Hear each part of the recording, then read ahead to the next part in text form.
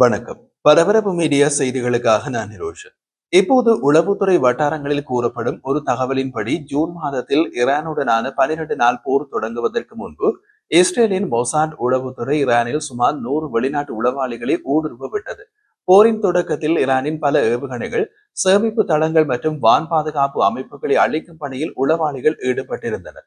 இப்போது தெரிய வந்துள்ள விவரங்களின்படி மொசாட்டின் சிறப்பு பயிற்சி பெற்ற உளவாளிகள் வெற்றிகரமாக ஊடுருவினார்கள். அவர்கள் போவதற்கு முன்பு ஈரானுக்குள் கடத்திச் செல்லப்பட்ட கனரக ஏவுகணை அமைப்புகளை அவர்கள் இயக்கியதாக கூறப்படுகிறது. அதாவது ஈரானுக்குள் நடத்தப்பட்ட அனைத்து தாக்குதல்களும் இஸ்ரேலிய விமானங்களால் நடத்தப்படவில்லை. ஈரானுக்கு உள்ளே இருந்தும் சில தாக்குதல்கள் நடத்தப்பட்டன. அவற்றில் இஸ்ரேலிய விமானப்படையின் தாக்குதலுக்கு உதவுவதற்காக ஈரானிய இஸ்லாமிய குடியரசின் பாலிஸ்டிக் ஏவுகணை ஏவிகள் மற்றும் விமான எதிர்ப்பு ஏவுகணை அமைப்புகளை தாக்கி அளித்ததாகவும் கூறப்படுகின்றது. கிடைத்த தகவல்களின்படி இந்த நடவடிக்கை முன்னெப்போதும் இல்லாத அளவில் விரிவாக திட்டமிடப்பட்டது. இதற்கு முன்பு ஒருபோதும் ஒரே ஆபரேஷனில் இவ்வளவு உளவாளிகள் இறக்கப்படவில்லை. அதில் மேலும் சிக்கலான ஒரு விஷயம் உள்ளது. அது என்னவென்றால் ஈரானுக்குள் இறக்கப்பட்ட மொசாட் உளவாளிகள் ஒருவர் கூட இஸ்ரேலியர் அல்ல. இஸ்ரேலியர் அல்லாத வெளிநாட்டவர்களுக்கு அதிநவீன ஆயுத அமைப்புகள் மீது கட்டுப்பாட்டை வழங்க வேண்டியிருந்தது. இஸ்ரேலிய பிரதமர் பெஞ்சமின் நேதன்யாகு, பாதுகாப்பு அமைச்சர் இஸ்ரேல் காட்ஸ், வெளியுறவு அமைச்சர் கிடியோன் சார் மற்றும் தேசிய பாதுகாப்பு ஆலோசகர் சாட்சி ஹனக்பி ஆகியோருக்கு மட்டுமே இந்த ஆபரேஷனின் விவரங்கள் கூறப்பட்டன. போரை தொடங்கிய ஜூன் 13ஆம் தேதி ஈரானில் நடந்த அசாதாரண தாக்குதல்கள் போர்டோ அணுசக்தி நிலையத்தினை அழிக்க அமெரிக்கா ஒத்துழைக்கும் என்ற நம்பிக்கையில் செய்யப்பட்டதாக கூறுகின்றார்கள். ஆரம்பத்தில் போடப்பட்ட திட்டத்தின்படி ஈரானின் சுப்ரீம் தலைவர் அலி கமேனியை படுகொலை செய்து டெஹ்ரானில் ஆட்சியை சீர்குலைப்பது, டெஹ்ரானில் வசிப்பவர்களை தலைநகரை விட்டு வெளியேற செய்யும் விதத்தில் தாக்குதல்களை நடத்துவது, இந்த இரண்டும் இறுதி நேரத்தில் கைவிடப்பட்டன. ஈரானுக்கு எதிரான திட்டமிடப்பட்ட நடவடிக்கை குறித்து அமெரிக்க ஜனாதிபதி டொனால்ட் ட்ரம்புக்கு தெரிவிக்கப்பட்டது. அது பற்றி கூறிய நேதன்யாகு, நாங்கள் இந்த தாக்குதலை நடத்த வேண்டும் என்று நான் ட்ரம்பிடம் சொன்னேன். நீங்கள் சொல்வது சரி, அதை செய்ய வேண்டும் என்று அவர் கூறினார். அந்த தொலைபேசி உரையாடல் நடப்பதற்கு முன்பே இஸ்ரேலின் பாதுகாப்பு அமைச்சரும் நேதன்யாகு கூறிய போது, ஈரானிய அணுசக்தி திட்டத்தை எங்களால் முடிந்தவரை அழிக்கப் போகின்றோம். அமெரிக்காவிலிருந்து பச்சை விளக்குக்காக நாங்கள் காத்திருக்க போவதில்லை. மேலும் அவர்கள் இல்லை என்று சொன்னாலும் பரவாயில்லை, நாங்கள் தாக்குதலை நடத்துவோம் என்றார். போரின் தொடக்க தாக்குதல்களுக்கு முன்பு முழுமையான ரகசியத்தின் அவசியத்தை பற்றி வெளியுறவு அமைச்சர் கிடியோன் சார் குறிப்பிட்டார். எனக்கு ஒரு நண்பர் இருக்கிறார். நாங்கள் தாக்குதல் நடத்தவிருந்த அந்த வாரம் அவருடைய மகளுக்கு திருமணம் நடக்கவிருந்தது. திருமணம் நடக்காது என்று எனக்கு தெரிந்திருந்தும் நான் அவருடன் அமர்ந்து திருமணத்தில் என்னென்ன செய்ய வேண்டும் என்பது பற்றி திட்டமிட்டேன் என்று கூறினார். போர் தொடங்கிய சில நாட்களுக்கு பின்னர் நேதன்யாகுவின் மகன் அப்னர் திருமணம் செய்து கொள்ள இருந்ததால் மற்ற அமைச்சர்கள் மற்றும் அதிகாரிகளின் குடும்பங்களைப் போலவே அவரது சொந்த குடும்பமும் இருளில் வைக்கப்பட்டிருந்ததா என்று நேதன்யாகுவிடம் கேட்டபோது அந்த கேள்வியை அவர் சற்று தவிர்த்தார். நிச்சயமாக சில தேவையான பாதுகாப்பு நடவடிக்கைகளை எடுப்போம் என்பது என் மனைவிக்கு தெரியும். அவள் ஊகித்திருக்கலாம், ஆனால் என்னால் யாருக்கும் தெரிந்திருக்காது என்று அவர் கூறினார். 2023 கோடைக்கால தொடக்கத்தில் அக்டோபர் 7 ஹமாஸ் தாக்குதலுக்கு முன்பே ஈரானிடமிருந்து வரும் அச்சுறுத்தல்களை சமாளிக்க வேண்டும் என்ற புரிதலுடன் இஸ்ரேலிய விமானப்படை ஒரு புதிய உளவுத்துறை பிரிவை திறந்தது. ஜூன் மாதத்தில் IDF நடத்திய தொடக்க தாக்குதல்கள் முன்பு நடந்த இஸ்ரேல் மீதான 2 பெரிய ஈரானிய ஏவுகணை மற்றும் ஆளற்ற விமான தாக்குதல்களுக்கு பின்னரும் டெஹ்ரான் அதன் அணுசக்தி திட்டத்தை துரிதப்படுத்துகிறது என்பதை காட்டும் உளவு தகவல்களை மொசாட் கொடுத்தது. அந்த போரில் இஸ்ரேலிய விமானிகள் கொல்லப்படலாம் அல்லது சுட்டு வீழ்த்தப்படலாம் என்ற கவலைகள் நிச்சயமாக இருந்தன என்று விமானப்படை நடவடிக்கை தலைவர் பிரிகேடியர் ஜெனரல் கிளான் கைனன் கூறினார்.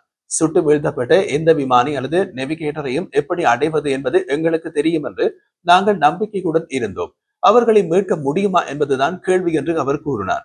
இஸ்ரேலிய போர் விமானங்கள் ஈரானின் வான் பாதுகாப்புகளால் அச்சுறுத்தலுக்கு உள்ளாகி இருந்தாலும் ஈரான் விமானங்களை அனுப்பவில்லை.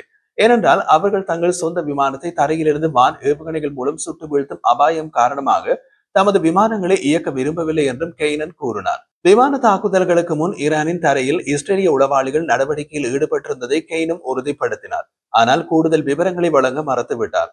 தாக்குதல் திட்டமிடலுக்கு பொறுப்பான பெயர் குறிப்பிடாத அதிகாரி மத்திய கிழக்கில் மொசாட் உளவாளிகள் வெவ்வேறு நாடுகளில் இருந்ததை உறுதி செய்தார். ஆனால் அந்த நாடுகளில் ஈரானும் உள்ளதா என்பதை உறுதிப்படுத்த மறுத்துவிட்டார். போர் தொடங்குவதற்கு சில மணி நேரத்திற்கு முன்பு ஒரு மூத்த இஸ்ரேலிய பாதுகாப்பு அதிகாரி அமைச்சர்களிடம் ஈரானிய உளவுத்துறை இஸ்ரேலிய தாக்குதலுக்குள்ளான அறிகுறிகளை காண தொடங்கியுள்ளதாக தெரிவித்தார். ஆனால் அணுசக்தி திட்டம் குறித்த புதிய சுற்று பேச்சுவார்த்தைகளுக்கு முன்பு அமெரிக்கா இஸ்ரேலை தடுத்துவிடும் என்று டெஹ்ரான் நம்புவதாகவும் கூறினார். ஈரானில் இஸ்ரேல் தாக்குதல் நடத்தினால் ஈரான் பதிலடி கொடுக்கும். போர் தொடங்கும். போரில் 200 முதல் 400 இஸ்ரேலிய பொதுமக்கள் உயிரிழக்க நேரிடும் என்று எதிர்பார்க்குமாறு அமைச்சர்களுக்கு கூடுதலாக சொல்லப்பட்டது. போர் தொடங்க உத்தரவு பிறப்பிக்கப்பட்ட போது அமைச்சர்கள் பாதுகாப்பான தரையடி சுரங்கங்களுக்குள் அழைத்துச் செல்லப்பட்டனர். சில மணி நேரம் கழித்து அவர்களது குடும்பங்களும் பாதுகாப்பான இடங்களுக்கு அழைத்துச் செல்லப்பட்டனர். ராணுவமும் முன்னெச்சரிக்கை நடவடிக்கைகளை எடுத்தது. தலைமை தளபதியும் அவரது துணைத் தலைவரும் வெவ்வேறு இடங்களுக்கு அனுப்பப்பட்டனர். ஒருவர் தாக்கப்பட்டால் மற்றொருவர் உயிருடன் இருப்பார். கட்டளை சங்கிலி தொடரும். இஸ்ரேலுக்கான அமெரிக்க தூதர் மைக் ஹகாபி அதிகாலை 2 மணிக்கு செய்த ட்வீட் ஈரானியர்களை இந்த திட்டம் குறித்து எச்சரித்திருக்கலாம் என்ற கவலைகள் இருந்ததாக ஹனெக்பி கூறினார். இஸ்ரேலுக்கான அமெரிக்க தூதர் மைக் ஹகாபி வெளியிட்ட ட்வீட்டில், ஜெருசலேமில் உள்ள எங்கள் தூதரகத்தின் நிலைமையை உன்னிப்பாக கண்காணித்து வருகின்றோம். இரவு முழுவதும் நாங்கள் இங்கேயே இருப்போம். ஜெருசலேமின் அமைதிக்காக ஜெபியுங்கள் என்று ஹகாபி ட்வீட் செய்தார். இது இஸ்ரேலிய தாக்குதல்கள் தொடங்குவதற்கு சற்று முன்பு வந்தது. இது இஸ்ரேலியர்களின் பதட்டத்தை மேலும் அதிகரித்தது. அமெரிக்க தூதரின் ட்வீட் தாக்குதல் ரகசியத்தை வெளியிட்டு விட்டதோ என்ற பதட்டத்துடன் இஸ்ரேலில் தாக்குதல் நடந்தது.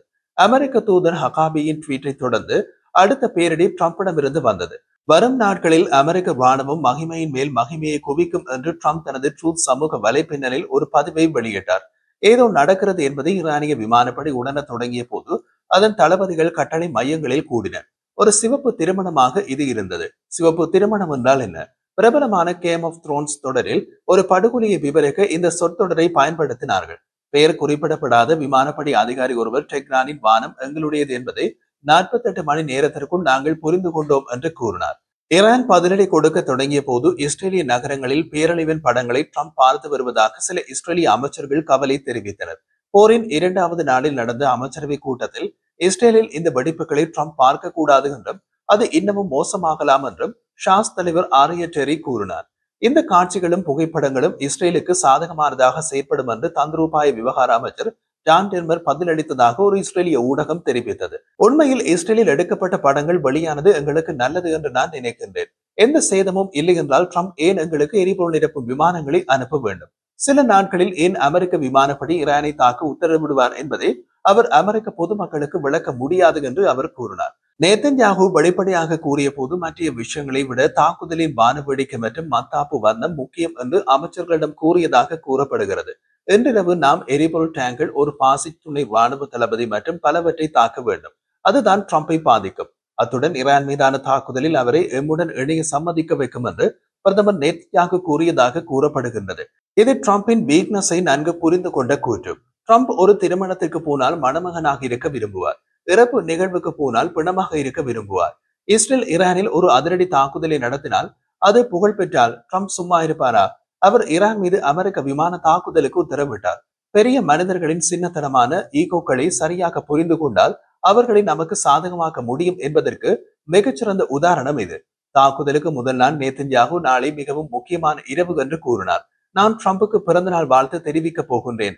அவருக்கு ஒரு பரிசை கொண்டு வர விரும்புகின்றேன் என்று நேதன்யாகு கூறினார். ட்ரம்புக்கு கொடுத்த பிறந்தநாள் கேக்கை சாப்பிட்டது என்னவோ இஸ்ரேல் தான்.